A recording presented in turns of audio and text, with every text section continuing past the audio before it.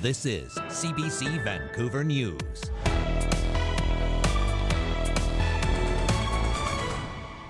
There's a vulnerability there if we are not able to move people safely in and out of our community.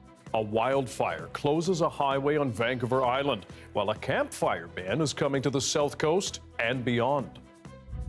He didn't get to see my little brother start his first day of school. 6 years after he died in police custody, the family of a BC Indigenous man rally as officers charged in his death enter pleas. One thing led to another, and here we are. And Metro mayors get nautical for a chat. Good evening, I'm Dan Burritt. Thanks for joining us. Hotter days across BC and wildfires are causing more problems and prompting earlier restrictions. First, a wildfire has closed Highway 4 near Port Alberni. Drive BC says it's due to the Cameron Bluffs fire. Highway 4 is closed from Old Nanaimo Highway Road outside of Port Alberni to Chatsworth Road near Whiskey Creek. It's asking drivers not to stop and look at the blaze. There's no detour available right now, as the highway is the only major route connecting Port Alberni with the rest of the island. An update is expected at 9 tomorrow. There's a vulnerability there if we are not able to move people safely in and out of our community. So it's a huge concern, and today's situation, I think, highlights that more than ever. Meanwhile, if you're planning to hit the outdoors on the South Coast this weekend, you'll have to do it without a campfire. The BC Wildfire Service says as of Thursday at noon, campfires are banned throughout the Coastal Fire Centre on all public and private land. It runs from Chilliwack through Metro Vancouver, all of the island, the Sunshine Coast and Sea to Sky, and up to the Central Coast. If you break the rules, you can be fined more than $1,000. And new tonight, the Peace River Regional District has issued an evacuation order because of the West Kiskatinaw wildfire. They're ordering people out in the red shaded area there. It's along Highway 52 between kilometer 220 and kilometer 195, west from kilometer 195 of Highway 52 to a point beyond PDR 286. From there, running north on the west side of Knoll Road, crossing Hourglass Road, and heading north until it runs into the West Kiskatinaw River. Then east from there, following the West Kiskatinaw River and Kiskatinaw to Highway 52 at kilometer 220. This includes the community of One Island Lake. Now, with all this warm weather, jumping into a pool or hitting a beach may be on your mind, but ever since the pandemic, lifeguards have been hard to find in some places. As Zara Premji explains, different cities are getting creative in their recruitment efforts. A lifeguard on duty, a rare sighting at some beaches and pools around Metro Vancouver. But now, after a year of recruitment and recovery efforts, this pandemic symptom is easing for some municipalities. So in 2022, we only had 35 lifeguards that returned to our outdoor pool season. This year, we have gone up to 55. Creative recruitment paired with enticing offers, like providing training at no cost to people facing financial barriers like newcomers or retirees looking to pick up some work, has left New Westminster with a healthy hiring pool. With the exchange of a service commitment, we provide the training for free. So it's basically a scholarship with an exchange of a work agreement at the end of it. But despite best efforts, some pools and beaches are still without a lifeguard because there just aren't enough to keep the numbers afloat everywhere. West Vancouver saying it's trying to hire new lifeguards every 6 weeks instead of once or twice a year and cutting down training costs. But still, their number of lifeguards has only doubled from 32 last summer, and 65 is not enough for us to run the number of swimming lessons that are being requested from us. And staff say the struggle is twofold. It's not just retaining a certain number of staff in each municipality, but it's the commitment of hours too. Now, if you want to head into the water this summer and be a lifeguard or in the future, city staff say they still don't have the numbers they need just yet, and it's never too late to sign up. Zara Premji, CBC News, New Westminster. Still with water, the city of Merritt has entered level 2 watering restrictions. This means people can now water 3 days a week. Manual sprinklers can be used between 6 to 8 a.m. or 7 to 9 p.m., while automated systems can be scheduled only between 12 and 2 a.m. The city says its 3 aquifers are not at risk right now, but restrictions are being put in place to protect fish that may suffer as river levels drop. Clients and advocates of BC's Safer Drug Supply program are speaking out after calls to end it. Federal Conservative leader Pierre Poilievre recently introduced a motion in the House of Commons calling on the Liberals to fund drug treatment instead. As Angela Sterrett reports, that motion was voted down, but it has sparked debate about whether safer supply helps those who need it most.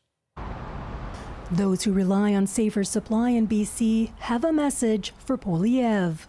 I frankly find it disgusting, honestly, that we don't have more compassion as a society for these people that are, all of them are someone's child, someone's brother, sister, spouse, or neighbor. Like, I mean, we could put oxygen on her if fire came.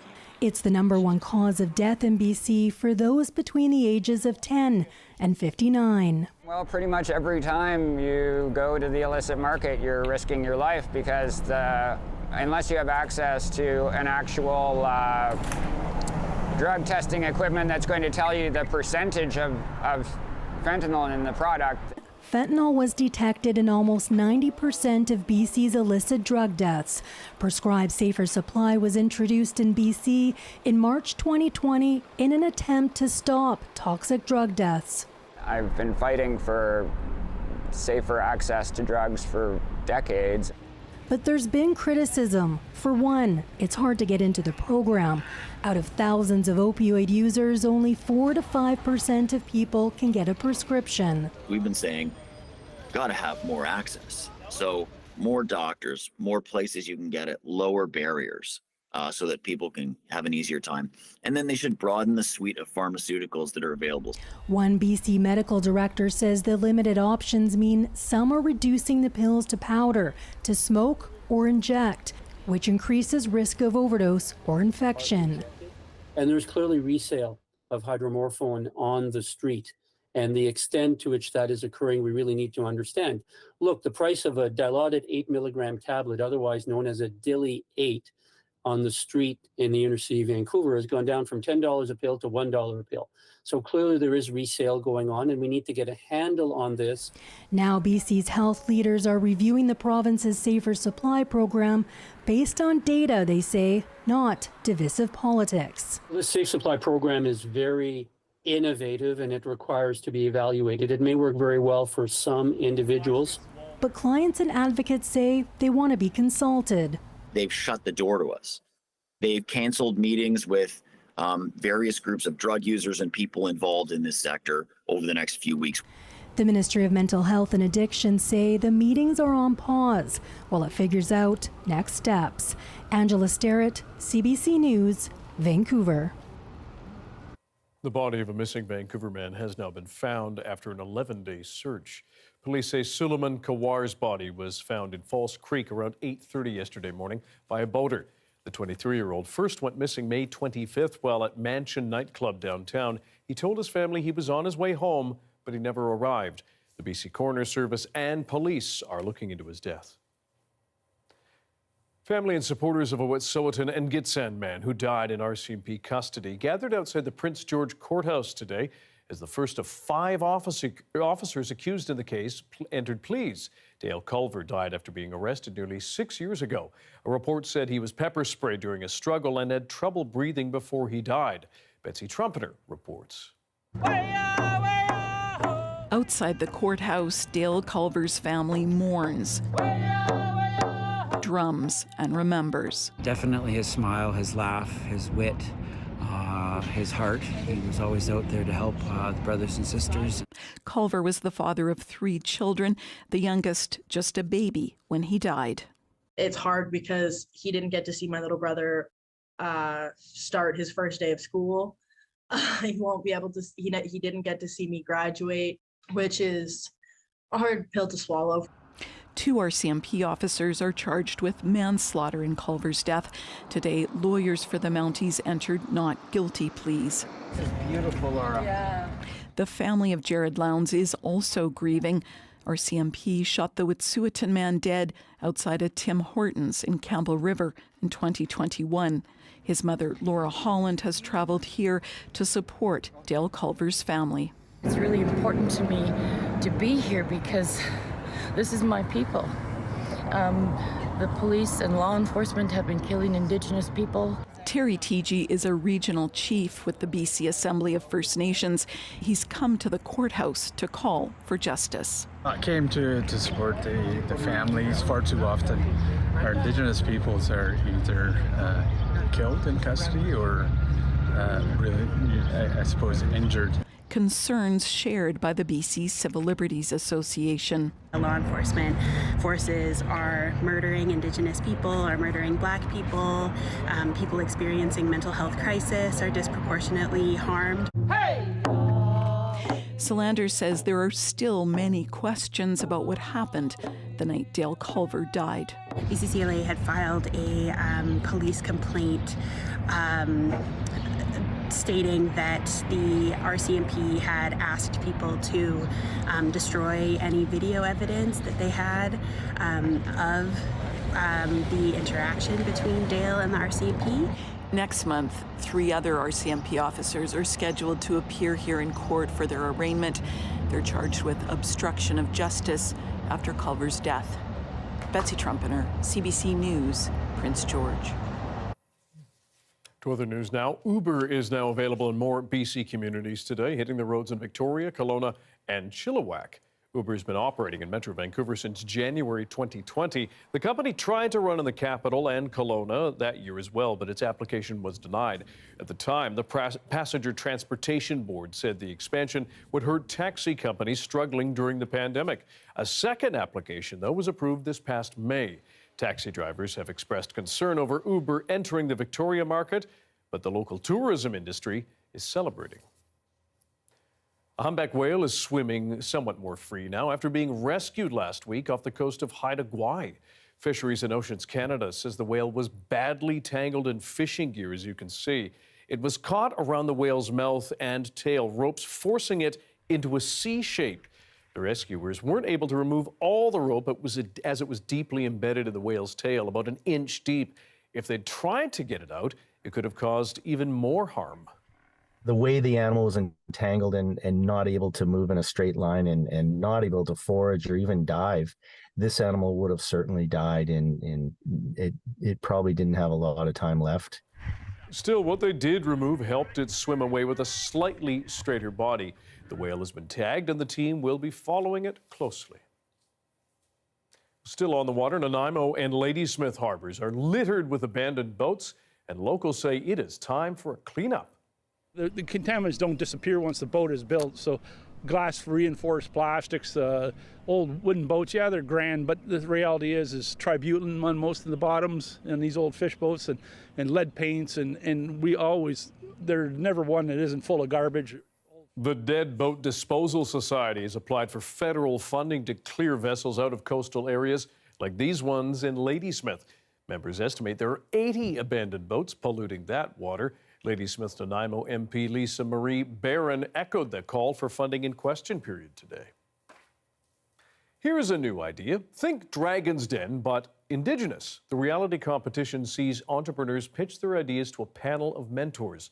And the Aboriginal People's Television Network will film its second season in North Vancouver later this year. Have a look.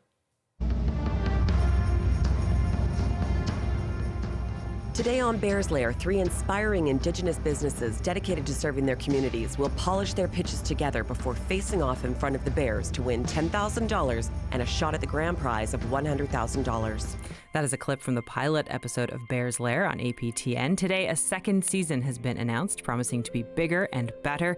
Joining me now in studio is Gina Jackson, the show's executive producer and a proud member of the Seashell Nation. Welcome, Gina. Thank you for having me. Thank you.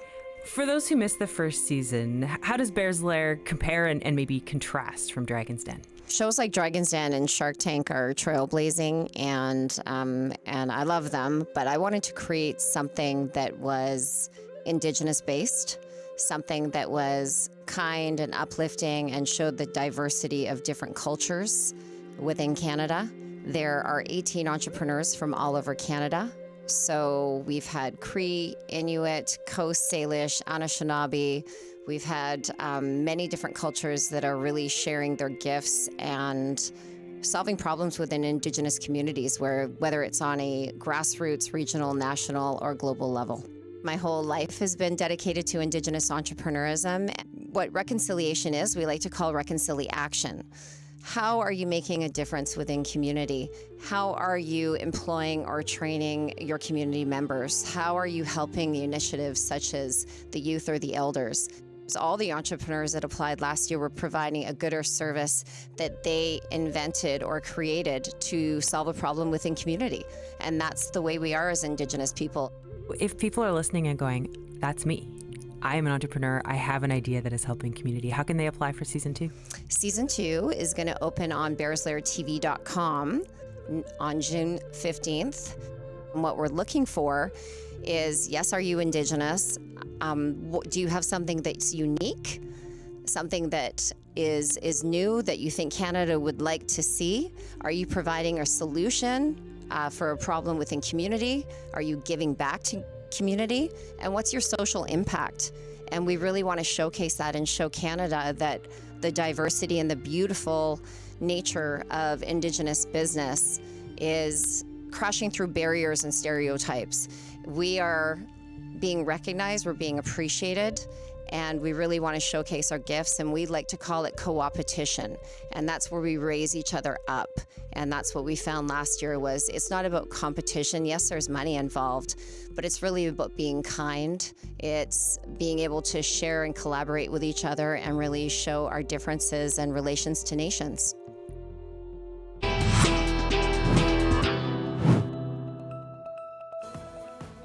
Diplomacy on the somewhat high seas as Metro Vancouver mayors go on a private cruise today. More on the nautical adventure after this.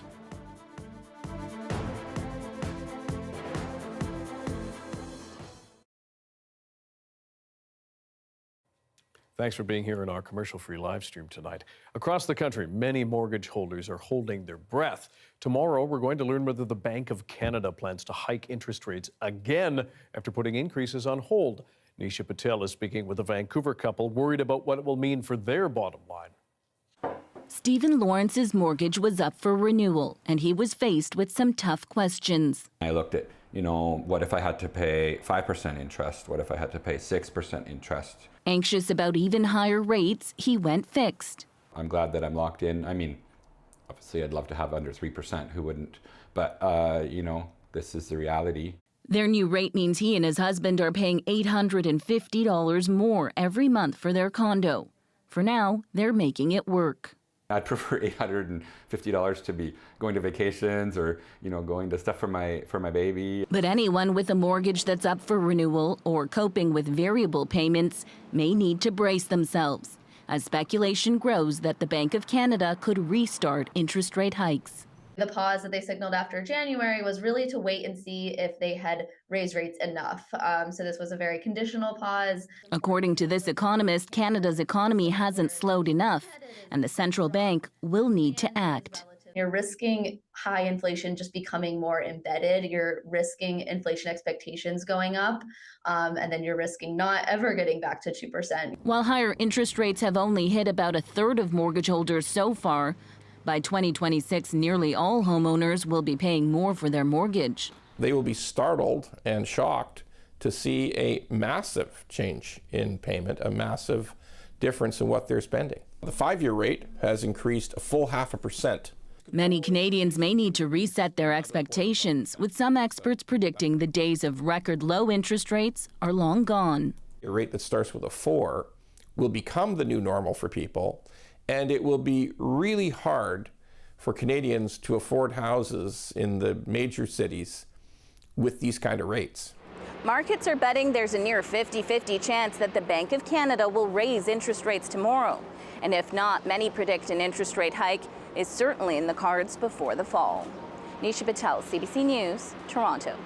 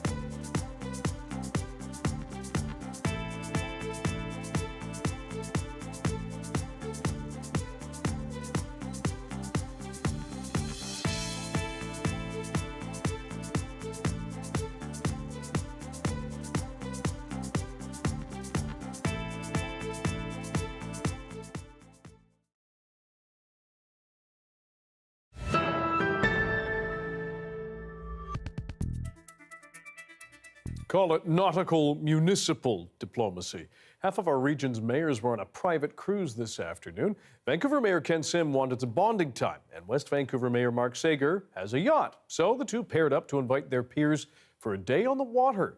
Justin McElroy has more on the voyage. It was a situation where these are a bunch of new mayors across the region still looking for opportunities to get to know each other a little bit more, looking for opportunities to discuss politics and priorities in a place that's maybe a little bit more sedate and informal than a Metro Vancouver or TransLink board meeting. So Vancouver Mayor Ken Sim invited all of them about a month ago, saying in his tagline to the email, "Stay awesome," hoping that as many mayors could make it as possible. Now, some of them had council meetings or other things to do, but about half the mayors in the region showed up to this cruise today where they were able to talk about issues. And as Mayor Ken Sim said, when we managed to find him before boarding the boat, talk about the issues that matter to Metro Vancouver residents. We get these opportunities where we can get together as a bunch of mayors in the region. We can talk about regional issues, be it transit, more government or senior level government funding from the province and the feds. And it's also a time where we can enjoy a bit of the sunshine. And he was keen to point out as well, because it is the boat of a fellow mayor, that being West Vancouver Mark Sager, it means that taxpayer dollars spent on this were non-existent. But still, certainly the optics for some might raise a couple of eyebrows today. And right now, TransLink is asking for $20 billion from higher levels. Infrastructure issues in the region for wastewater treatment plants are over $10 billion as well. And it's up to all of the mayors to try and figure out ways that they can agree on terms of where they want this money to go and for how much. And sometimes those arguments can be contentious. Sometimes it's accused that Vancouver doesn't pull its weight in the region. So today, some diplomacy on the high seas to try and figure out what truly matters to them, and certainly the type of conversation that you wouldn't necessarily see in the boardroom. And again, some people might look at something like that, a 96-foot yacht, and wonder if that's the best use of people's time on a Tuesday afternoon. But I know lots of people might go, hey, this is one way that mayors can discuss things and learn a little bit more that you might otherwise not get the opportunity to do. There's a live shot of Harbour Centre with Grouse Mountain glowing behind. The heat is here on the South Coast and beyond. Johanna will have your BC-wide forecast right after this.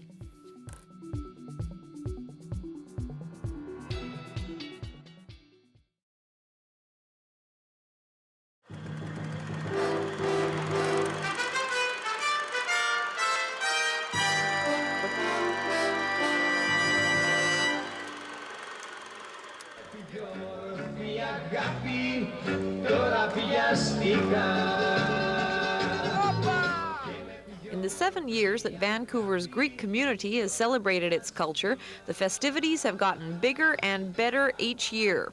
Hundreds of Vancouverites packed Broadway Street to enjoy a little food, a little drink, and a lot of fun. We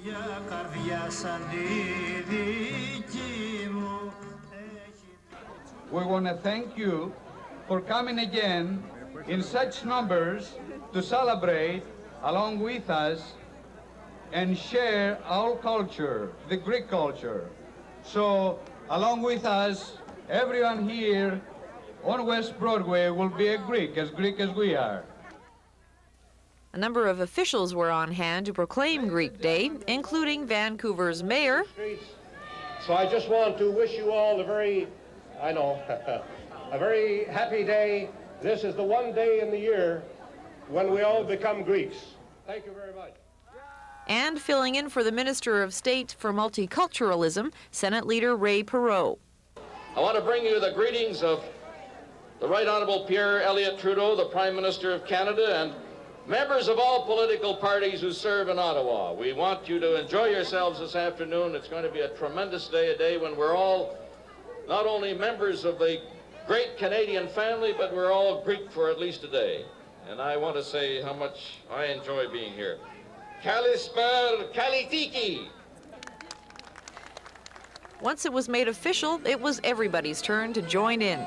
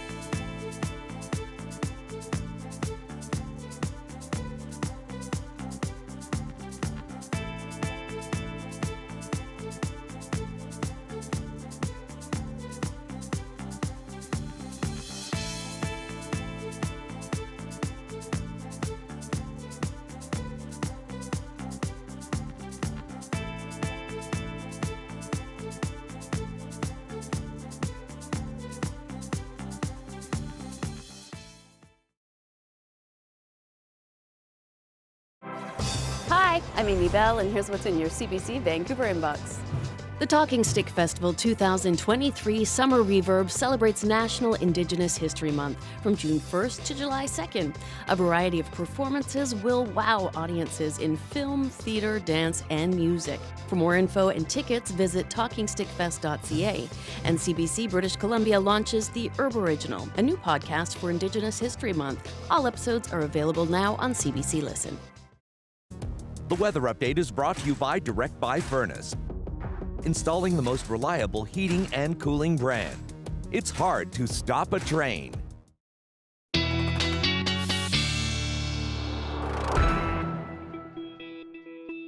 Time for a BC-wide weather forecast with meteorologist Johanna Wagstaffe. And if any point today you went outside, you noticed it was warmer, Joe. Noticeably Yes. is the word we've been using for the warmth that will be around for the next couple of days. A little 3-day ridge of high pressure bumping our temperatures up across the south coast and across much of the province by around 5 degrees. So we're not hitting heat warning criteria. We are above seasonal. This is going to ramp up our fire danger and our drought conditions, but not likely to break widespread records. That being said, it is still going to get a touch warmer over the next couple of days as our ridge really establishes. Look at the temperatures we hit today, 30 out towards Abbotsford, 22 at YVR, but feeling more like the mid-20s inland, 28 at YYJ, and a 29 up towards Nanaimo. Not really feeling that heat quite yet in the interior, breezy as well for you again as that ridge really establishes. But tomorrow we'll see those temperatures get into the low 30s for the interior. Tomorrow is really the start of your warm-up. So this ridge keeping everything clear as well. We're seeing dissipating showers up towards the northwest. You saw over half of your June rainfall, though, for places like Dease Lake over the past couple of days. So watching for rivers and creeks to respond and watching for that heat to really build as we head into Wednesday and Thursday right across the southern half of the province. That high pressure system starts to dissipate as we hit Friday. That's as a low pressure system south of the border skirts in. That may bring a few afternoon thunderstorms Thursday to the Kootenays. We'll be watching that closely for fire starts. And also there's a lot of question as far as how much rain we're expected across the southern half of the province with this weather maker. Now, we're hoping on Friday that will mean a temperature drop and some widespread rain to southern BC, Metro Vancouver included. We could really use it. Not all the models are in agreement, and we dry right back out after that. So, Dan, I'll keep you posted on Friday, and fingers crossed. And let us know about that agreement of the models. When they get together and table it, I'll be there. On the case. Yes. Thanks, Joe. You're welcome. And that's your late news for Tuesday. Thank you for joining us tonight. For news at any hour, check our website, cbc.ca/BC. Your next local news is on the early edition on CBC Radio 1. That starts tomorrow morning at 5:30. Good night.